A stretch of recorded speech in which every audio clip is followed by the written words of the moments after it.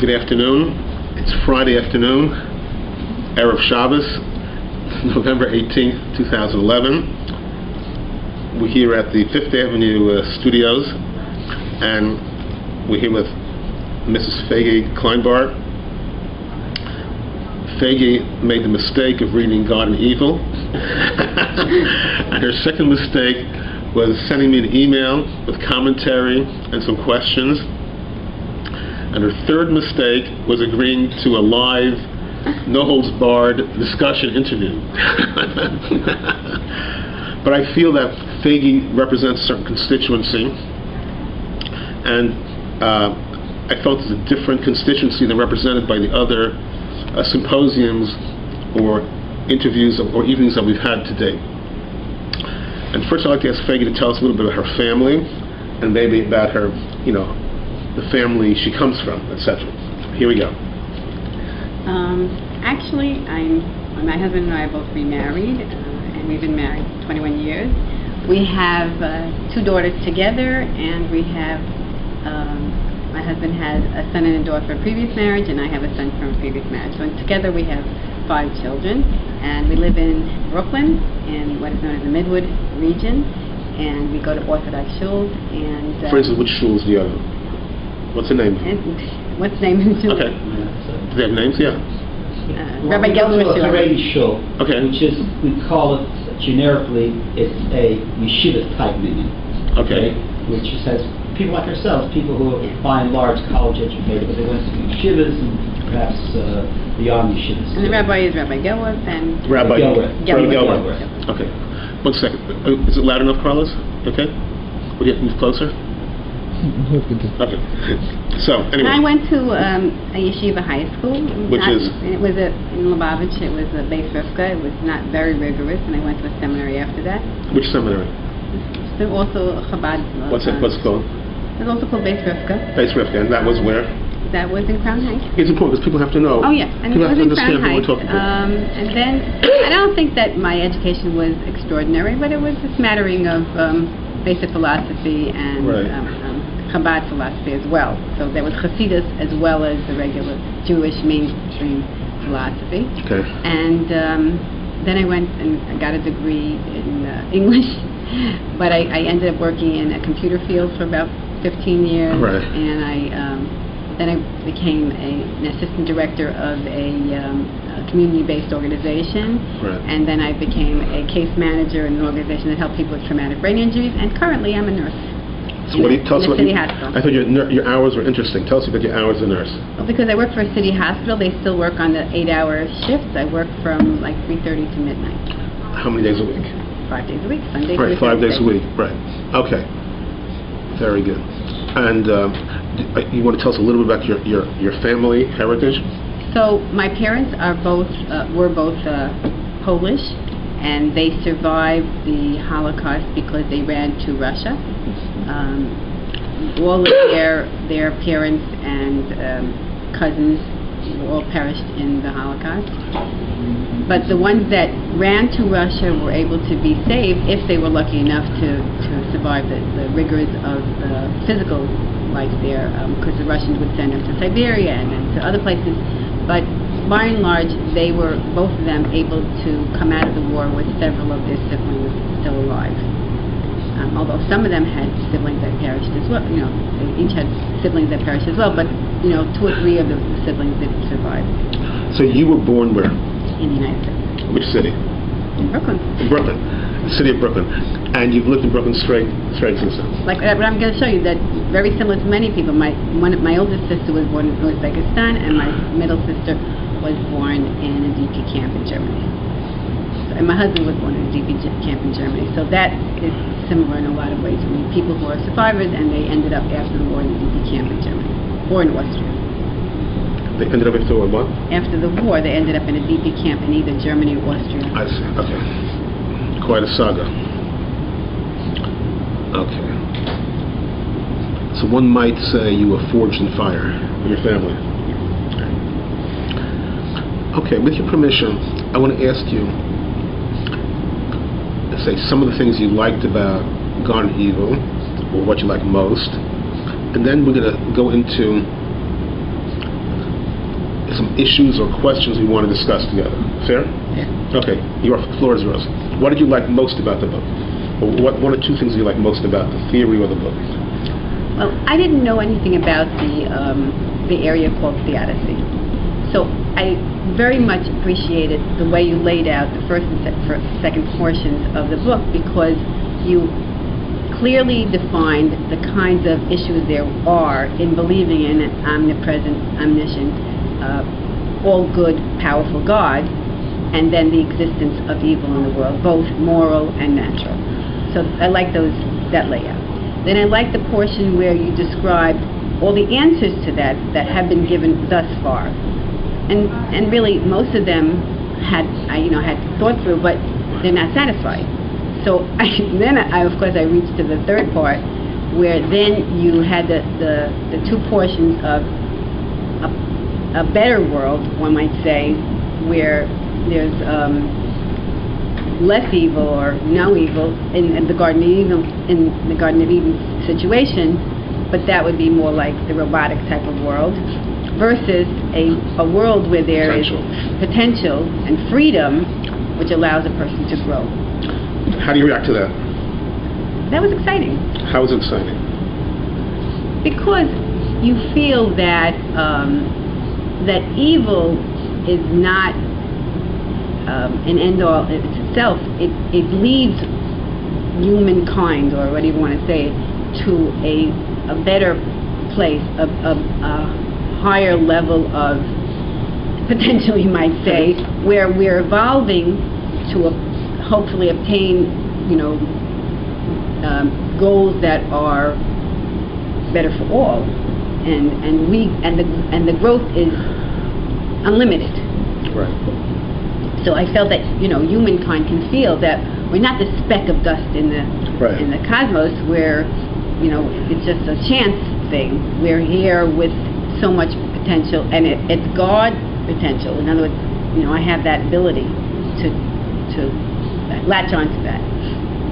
Right. That's precisely the point of the hypothesis. Okay. That's precisely the point of the book. So you, who narrowly escaped annihilation, are now finding yourselves an entity of unlimited potential. Not so bad, right? But that was luck. You see what I'm saying? And what is luck if it's not God's divine intervention? See, there, but for the grace of God, I could have been one of the cousins that perished. Right. So, you know what I'm saying? That's the part that we're working on. We don't like. I don't like to feel it's the precariousness. Is it, whim that makes me be picked and somebody else not be picked?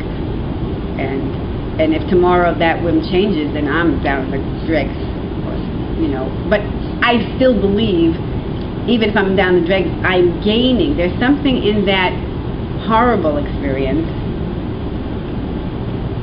in a lifelong perspective, that allows one to be in a better place. And I say this because when I was not married and I was in a bad situation, I was telling somebody yesterday or whatever that if you had given me a choice saying, do this and you will have your wonderful son, or don't do this and you will avoid all the pain but you won't have the son, I would have said, oh, I'll avoid the pain easily. I would have done it in a flash at the moment when I was suffering.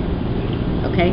But perspective and 20 years of healing, I would say that's the craziest thing in the world to do. Why would you ask me that question at that moment? Because I wasn't capable of making the right choice. Now, I think that there wouldn't be any amount of suffering that wasn't worth coming up with my son and my grandchildren. Right, exactly. But, with themselves, unlimited potentials. But that's only because I'm standing in a different spot. So as you said, the people who have gone through the Holocaust and suffered and lost, or as somebody just told, this goes out to everybody, right? This goes No, it's like somebody wrote recently a book, and she said a person who went through the Holocaust and was raped afterwards, and in the afterwards, and other things. And then she came to New York and wanted to go to a shul. She didn't have the money for a seat. So here she sacrificed. I mean, she was actually put on the line for death because of her affiliation with Jews, being a Jew. And now those same people wouldn't let her get into it. Well, that's a little bit of an extreme situation. Yeah, that was an extreme, but I'm just saying, in other words, only a person in the place of comfort can say what I said. A person who's still suffering. When you're in the crucible of suffering, you look at things one way. When you're at a distance from it, you look at it a different way. Yeah. So that's unfair, in a way. It's not clear. It's not a reality that stays. And one would like to think that there's a clear reality that is always a constant. I think as we get older, we see there's so many different levels to reality and perspective. We see the world from so many different directions. And even depending on who you're with in the room, it affects how you see reality. And we are all complex entities. We have personas on television. We have personas in an auditorium. We have personas in the living room, personas in the bedroom. These all have different layers to the same persona. That's part of the element of how profound we are. I joke around, humans are not so human. We're more than meets the eye. Now, in my brief encounters with Fayge, I find that she is concerned, I would say overly concerned, with the concept of hashgacha pratis. Does God control our every action? So we might as well not avoid the issue. We might as well deal with the issue with Fayge. Fair enough? Fair enough. All right. So I think we'll take a 2-minute break and just to take a deep breath, and then we'll come back in 2 minutes and we'll start with that subject. Okay? So this segment we're going to devote to hashgacha pratis, divine providence, sometimes called, and maybe if we have the energy, we'll have a third segment just to wrap up, finale, after this. So maybe we'll have about a 20-minute segment now for the hashgacha pratis, only because Fayge Kleinbart is very focused on it. Okay, let me set the context. This concept in halakhic Judaism, one stream of thought says that divine is watching or controlling our every move to a great extent. Hashgacha, pratis, providence, individual. But there's only one strain in Jewish thought which buys into it, not necessarily all strains of Jewish thought. Some strains of Jewish thought are that God sets a stage and man plays out his life according to his will, according to his own power, his own autonomy.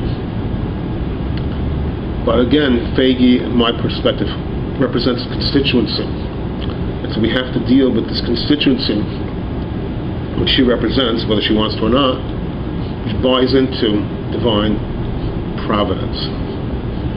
Okay. So, now, first I want to put Fayge on the spot. The following question: is the following true? The more we say there's divine providence, the bigger problem we have with Holocaust. Is that sort of true? The more we say there's divine providence, the bigger theological problem we have with the Holocaust. Would you say that's sort of true? Yes. Okay. So therefore, you're causing the problem, not me. Because I'm saying there's less divine providence, and therefore there's less, the Holocaust is a little bit less of a theological problem. It's a major theological problem no matter what. I'm saying the more you insist on divine providence, the bigger problem you have with the Holocaust. Okay. But that's a set intellectual stage here. Meaning you are causing the problem by insisting on, to whatever extent you insist on it, it causes a greater theological problem. If it's divine providence, then why did the innocent 7-year-old girl, by which she tortured to death, murdered to death, after she watches her mother being tortured, murdered to death? These are very serious issues here. A theological problem. Meaning, unless you push on that accelerator, you have a more muted issue, although it's still a very severe issue. Because if there's God at all, any shape, manner, or form, somewhere out there, watching or not watching in the here and now, why was a 7-year-old girl tortured, murdered to death after watching her mother, parents tortured, murdered to death? Even if you remove the whole issue of divine providence, if you remove hashgacha pratis, you still have a major issue.